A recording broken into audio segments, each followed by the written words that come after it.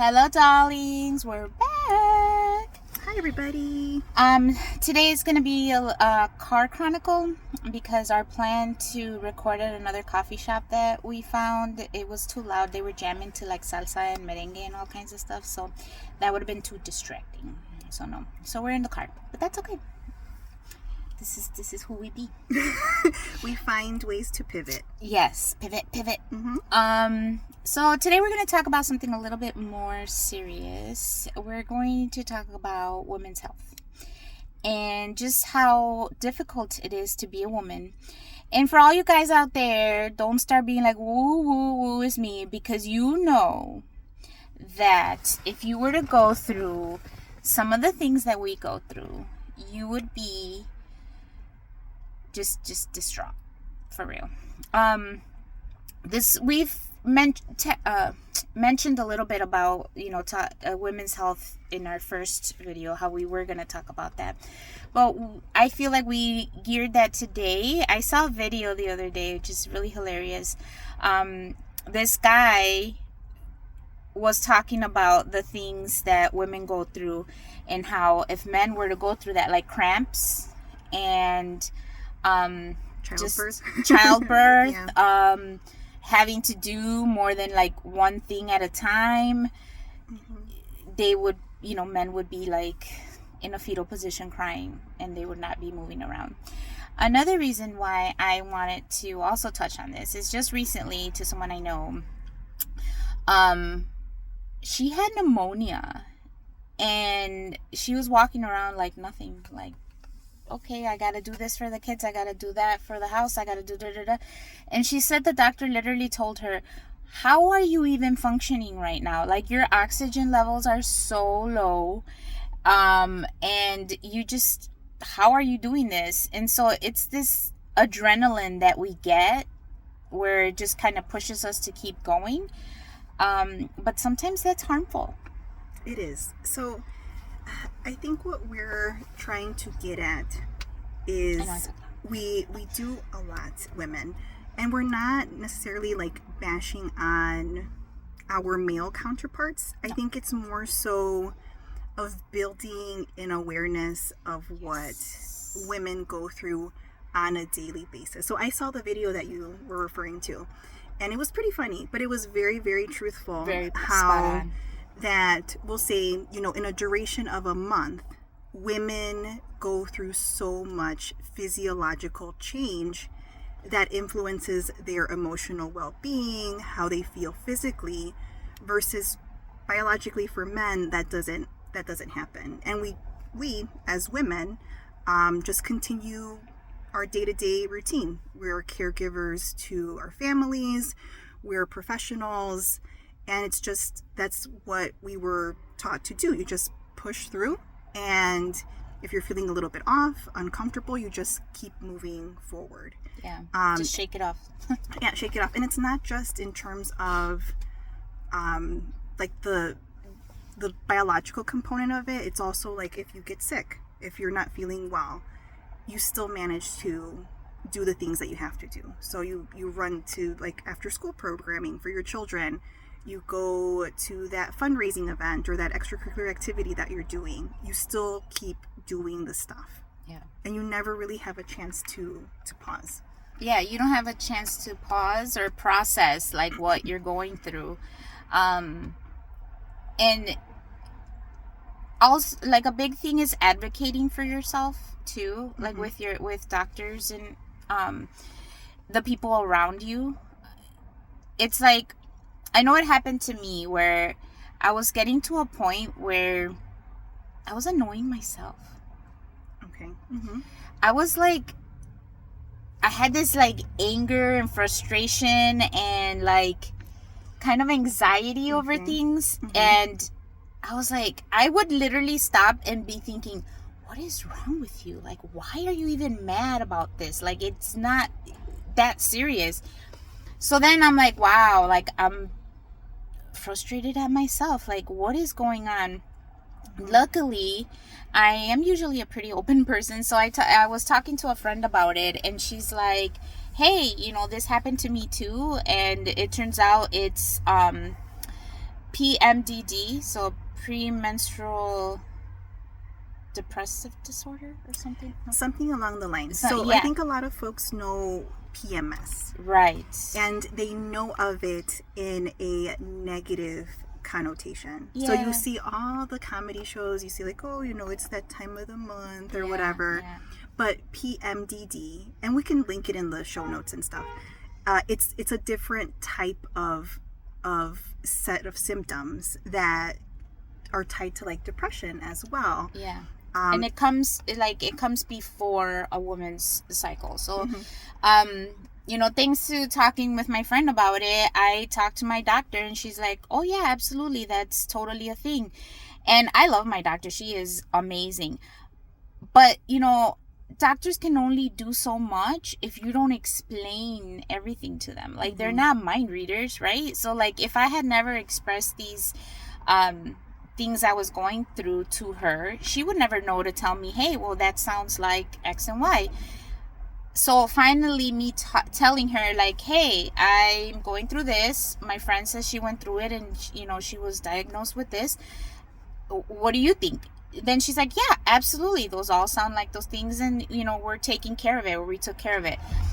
But you have to advocate for yourself. You have to talk about what you're feeling. And I think that a lot of times we suppress it because we don't want to sound like that whiny person. We don't want to be, you know, we don't want to ask for help. So I want to counter that a little bit. So okay. Yes, there is the you have to self-advocate, but also I feel like the system is set up that you're not able to do that in the frequency that you should be doing that.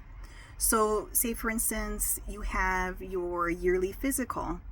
My appointment times are usually like 20 minutes or 30 minutes. And that's like you're doing the temperature check and all this paperwork that the doctor has to fill out. And in that short amount of time, I feel like doctors tend to be pressed with what they're asking you. They're like, oh, you know, the typical, are you a smoker? Do you drink? You know, they ask history stuff. But I think that doesn't really lend itself to talk about deeper issues. Like now they have those scales or those exams that talk about depression, anxiety, and all of that. But it's just a questionnaire, and it's just typically like, oh, you know, you're fine, move on. So I think a lot of it comes down to the way that healthcare is structured. That it's like, okay, you're with your primary care doctor for a couple of minutes, maybe, not counting the wait time, and you have to keep going to other appointments or see a specialist for you to get answers.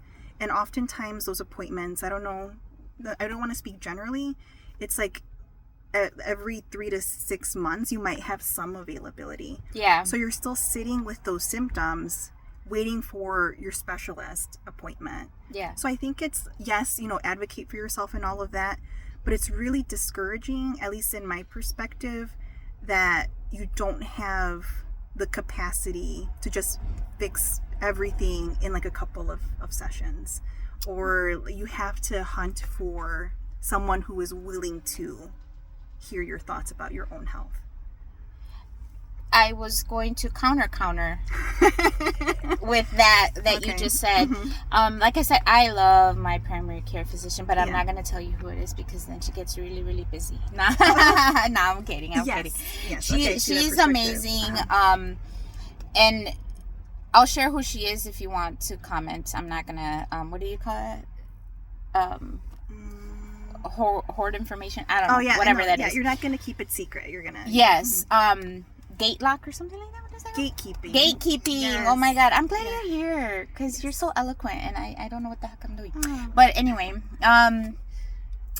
like she is, yes, the system is structured a certain way, right? But she just genuinely cares and she asks you like, you know, pressing questions, and she does take her time even though she doesn't have that much time. So that's why like she gets so busy, but also she kind of gets backed up when you have an appointment because she does talk to you and care. So a big thing is finding that doctor, finding that team that really does care about you. And yes, to your point, it is difficult, but it can be done, and it's important that you get a good team, especially for healthcare, like a good team behind you.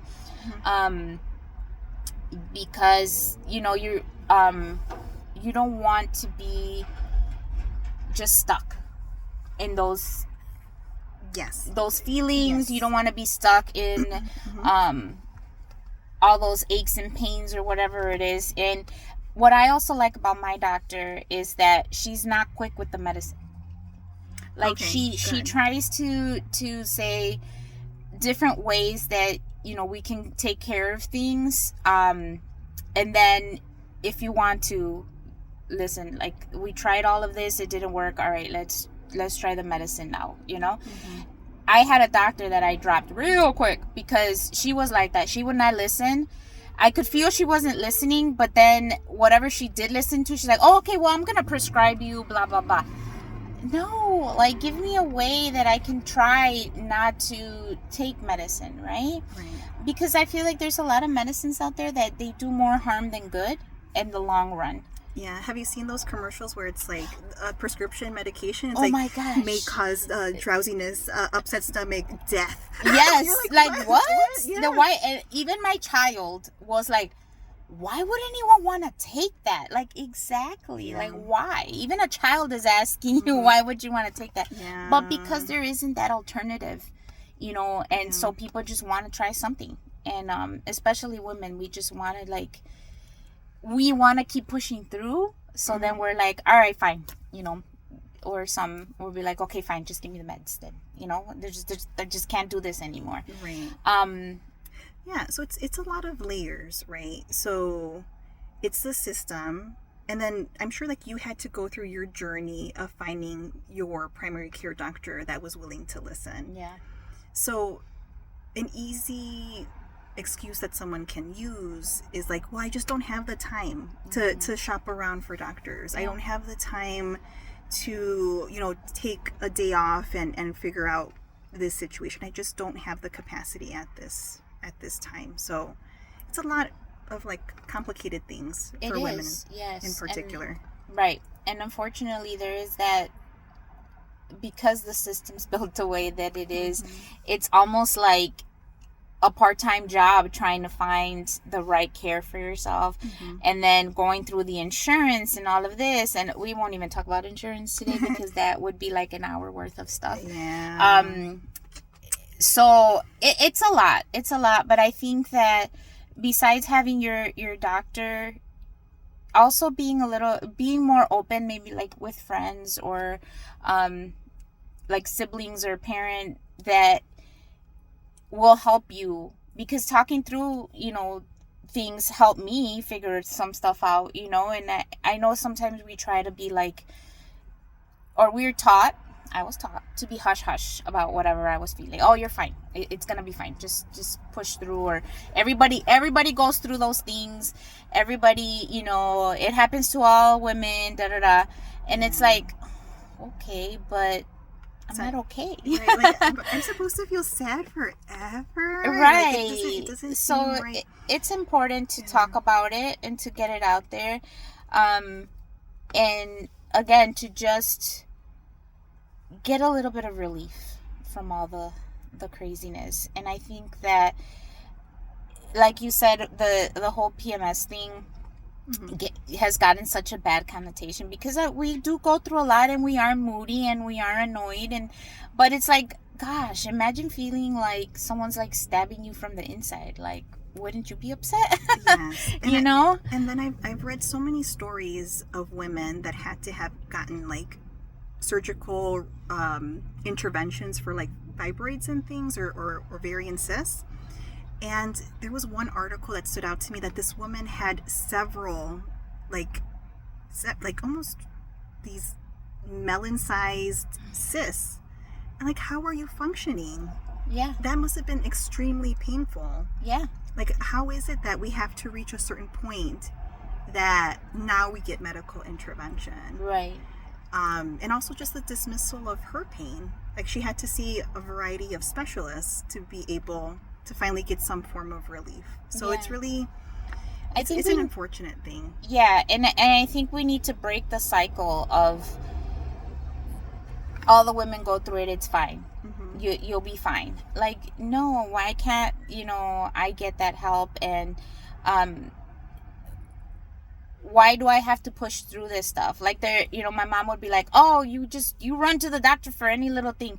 Yeah, so like, it's okay. Like, I want to get some answers, and I'm gonna go. And if I have the ability to go, then why not? And that's another thing, right? Like, I said we weren't going to talk about insurance. We're not, but I'm just saying not everyone has that availability, yes. which is really, really sad. Yeah. And it's, it really is a privilege to be able to have that mm-hmm. capability to, run to the doctor whenever you want. Mm-hmm. So there definitely needs to be some change, but it's difficult. It's difficult to get that. It is tricky. And I think fairly recently we started talking about this, right? I don't feel we've talked about it substantially. And I'm trying to remember like the conversation that we had that brought this whole thing up. I don't know if it was me that I'm like, hey, I'm feeling a little blue. And then you're like, oh, okay. And we started to talk about like, that you had like a similar feeling that would happen too. Yeah. And if it wasn't for that, we wouldn't have learned about like, oh, you also have similar symptoms. Like I don't have an official like diagnosis or anything like that, but I have noticed like a trend of like, I'm feeling a little off. And I'm looking at the calendar, I'm like, oh, okay, I'm seeing a trend. Yeah. So I think it's really important to not shy away from those conversations, to, talk to your friends about it. Like, hey, I just don't feel 100%. And I think we had mentioned this in the previous video, how important it is to check on your peeps. Yeah. Like, check on your friends. I noticed like you're not feeling, like you're not looking 100%. Like, is everything okay? Or like your messages don't seem like you. Or, yes. Mm-hmm. That those kinds of things. And if you don't want to talk about it with anyone, if you still feel if you feel shy about it, first of all, get better friends, because you should be able to talk to your friends. But no, I'm kidding. That's not nice. Look at your circle. Do an inventory. Yeah, right. Yeah. No, but like maybe jot it down. Because that's also important that you start to look at. Okay, today I'm feeling this way.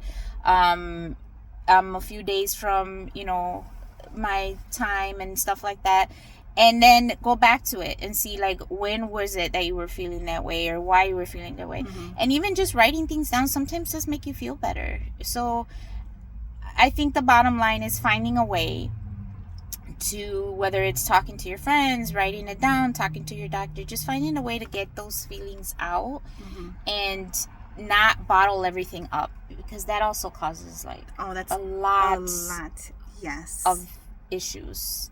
Believe it or not, because the body keeps a score. Yeah. I don't care what anybody says like about pushing through. Your body will give out on you. Yep, for sure. And like that tiny tension headache that you're attributing to like, oh, I just had a stressful week, that is a signal. Your body's telling you like, hey, there's something not right. Like, we're not supposed to be feeling tension headaches all the time, or our shoulders feeling super, super tight, or us not sleeping well. Yeah. So yeah, it's I guess it all starts with like you as the person. Yourself. Your inventory. Nobody else can feel what you feel. Nobody else can be in your head. Mm-hmm. So look for those little signs, and I think writing it down is a good thing, because then you can, like I said, go back to it and see like, oh wow, I might have been feeling this because of this, or maybe next time I'll try this other thing. So it's important to keep an eye on yourself. Mm-hmm. and to advocate for yourself, and to take care of yourself. I'm hearing a lot now about like you can't give from an empty cup. Yeah, you can't pour from an empty cup. You can't pour. Mm-hmm. You complete me now. You can't pour from an empty cup. And, at first, when I first started hearing that, I was like, yeah, blah, blah, blah. Mm-hmm. But it's really true. Like, if you're so tired and exhausted and mentally overwhelmed, like, how can you help anyone else? And how can you just be there for those people you want to be there for, whether it's like parents or children or spouses or partners, whatever it is, like, be there for yourself first. I think was it you that used that like metaphor of like on the airplane they have you put on your mask first? Yes. I'm telling you, she's like a genius. Put on your mask first. Take care of yourself first, so that you can then take care of others and help others. Yeah, it's important. And it's important to have just these conversations pertaining to, I guess, topics that back in the day people didn't really talk about. So like here we're talking about like menstruation, and before you would never use the term ever. No. Ever. So it's important to like just stop being shy about it. Like, yeah. I remember seeing a quote that said, like, menstrual blood is the blood that's not shed in war. Yet we're so scared to talk about it. Like, why is that? A very deep quote there. I think I may have butchered it. But it's basically like, why aren't we talking about this? It happens all the time. Why aren't we talking about our emotions, the way we feel? It's a part of life, women's life. Yeah. Like, we populate the planet that way. Like, it should be talked about. So yeah, it's important to have these conversations, either in your inner circle, in the doctor's office. Yes, we have like the system against us sometimes, but you still have to keep moving it along. All right. Well, we're going to wrap it up here. Thank you to everyone who's been watching and giving me some feedback. You can give us some feedback in the comments. And also, if there's, like we said before, any topics that you want us to discuss, we're happy to do so. Let us know. Bye. All right. Bye, everybody. Take care.